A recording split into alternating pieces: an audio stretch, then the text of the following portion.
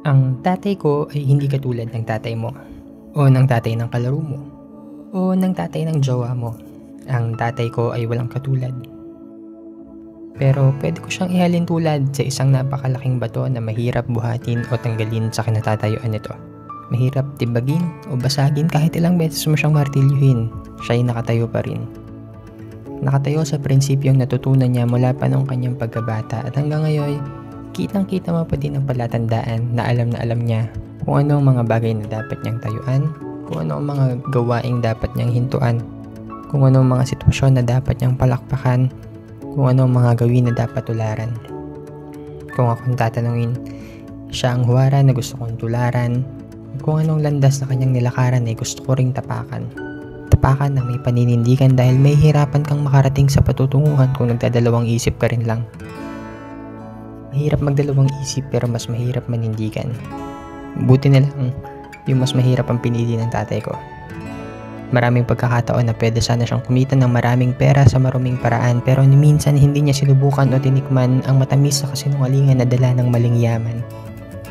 Oo, hindi kami mayaman. Maraming sitwasyon na kinukulang din ang kaba ng bayan at kaba ng bigasan sa aming tahanan. Pero kahit kailan ay hindi siya nasilaw sa bugkos-bugkos na perang kulay asul at dilaw bagkus pinili niya ang tama higit sa buhay na parang sa loto tumama. Tama na ang pagtatrabaho ng 7 araw.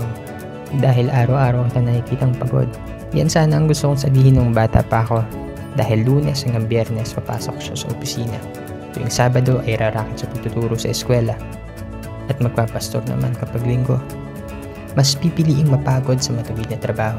Pero alam kong hindi siya mapapagod manindigan sa mga bagay na ikararangal ng kanyang sambahayan. Ngunit para sa akin at sa aking sambahayan, kay Yahweh kami maglilingkod. Ito yata ang motto ng tatay ko. Pero laking pasasalamat ko dito sa verse na to. Dahil kung hindi, baka hindi namin ngayon kilala si Kristo. Hindi na namin kailangan ng iba pang pamana dahil naibigay nyo na sa amin ang pinakamagandang pamanang pwede nyong ibigay. Salamat sa pagtuturo sa aming magbasa ng Biblia. Pumunta sa simbahan. Tinuro ang manalangin. At ito na ang bunga ng mga panalangin nyo. Ito na ang bunga ng mga pinaghirapan nyo.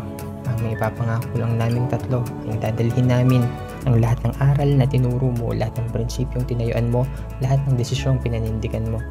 At ngayong kaarawan mo, gusto ko lang ipaalam sa buong mundo na sobrang proud akong maging anak mo. Salamat sa Diyos na ikaw ang tatay ko. Ang tatay ko ay di katulad ng tatay mo.